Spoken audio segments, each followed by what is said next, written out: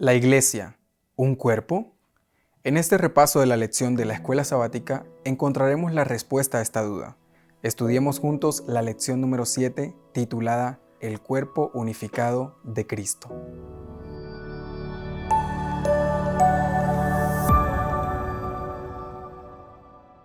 Hasta este momento hemos observado cómo Pablo aborda el tema de la salvación de Dios y cómo obra en la historia del mundo al unir a los judíos y gentiles en una nueva hermandad en Cristo.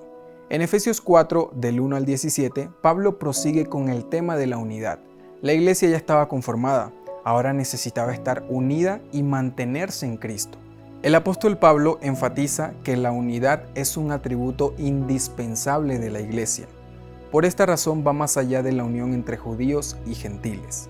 Finalmente, la unidad interna de la iglesia ayudará a la misión de la misma. De hecho, el apóstol menciona en Efesios 1:22 que la iglesia es el cuerpo de Cristo, un cuerpo que debe funcionar de forma colectiva, procurando su bienestar. La lección número 7 de la escuela sabática destaca 3 temas principales en relación a la iglesia como el cuerpo de Cristo. El primer tema es la esencia en la unidad de la iglesia. El apóstol Pablo comienza la segunda mitad de Efesios, desde el capítulo 4 al 6, con un llamado a la unidad, pero en 2 partes. En primer lugar, en Efesios 4 del 1 al 6, les pide a los creyentes que fomenten la unidad del Espíritu. En segundo lugar, en Efesios 4 del 7 al 16, Pablo identifica al Jesús exaltado y victorioso como la fuente de la gracia en aquellos que encabezan la difusión del Evangelio. Al comienzo del capítulo, Pablo invita a los creyentes a que anden como es digno de vocación a la que fueron llamados. La unidad es un hecho espiritual que aporta tanto a la iglesia como a los que aún no son parte de ella. La iglesia es el cuerpo de Cristo en el sentido de que es la nueva humanidad, salvada mediante el sacrificio de Jesús. Es la nueva humanidad creada, salvada y regida por Cristo, su Creador, Salvador y Señor. La iglesia es el pueblo de Dios, pueblo que experimenta la transformación gracias a la influencia del Espíritu Santo y que a través de la unidad debe cumplir con la misión de la iglesia, anunciar las buenas nuevas. El segundo tema que se destaca en esta lección es la relación entre la unidad de la iglesia y la deidad. Pablo afianza la unidad de la iglesia en la naturaleza misma del Dios Trino. La epístola a los Efesios está llena de referencias a las diversas personas de la deidad, obrando en el gran plan de salvación, en la creación y en la edificación de la iglesia. El apóstol describe al Padre y al Hijo trabajando para crear, bendecir y empoderar a la iglesia.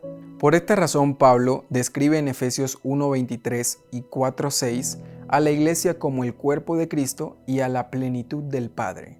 Pablo visualiza a la iglesia como el resultado de la gracia del Padre, que se revela por el Espíritu como el misterio de Cristo. Finalmente, observamos cómo la unidad de la iglesia se logra cuando la iglesia contempla la vida trina de la deidad y adopta los valores y las actitudes de Dios.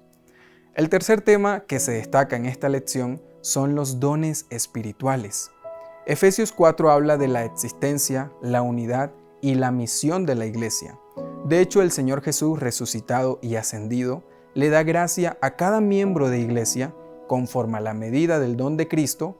El dar aquí hace referencia al don de perfeccionar a los santos para desempeñar su ministerio, para la edificación del cuerpo de Cristo. Es importante tener en cuenta que cada don que los miembros de iglesia tengan deben ser cultivados, cuidados y protegidos para el beneficio de la misma iglesia y actuar en beneficio de la salvación de las personas. La teología paulina de Efesios 4 nos brinda algunas conclusiones. En primer lugar, la iglesia no es una organización humana construida y sostenida por seres humanos. Dios creó la iglesia y la sostiene y la guía en su misión. En segundo lugar, al reflejar la imagen del Dios Trino, la iglesia debe estar unida. En tercer lugar, Esta unidad no es producto de la voluntad humana, sino obra del Padre, de Cristo y del Espíritu Santo, que obran en la Iglesia y por medio de ella. En cuarto lugar, el Señor obra la unidad y el crecimiento de la Iglesia por medio de los dones espirituales provistos a la Iglesia. En definitiva, la unidad que mantenga la Iglesia de Cristo es fundamental para su sostenimiento.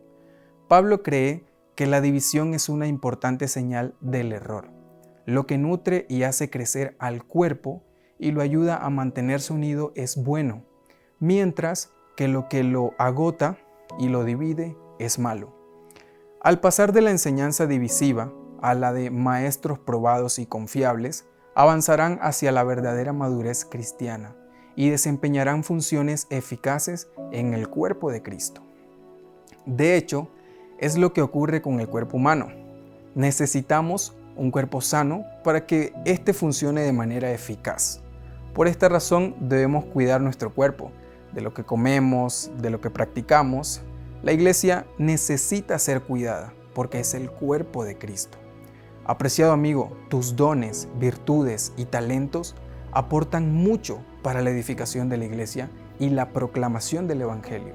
No desistas en tu caminar cristiano. Necesitamos avanzar, la meta está muy cerca.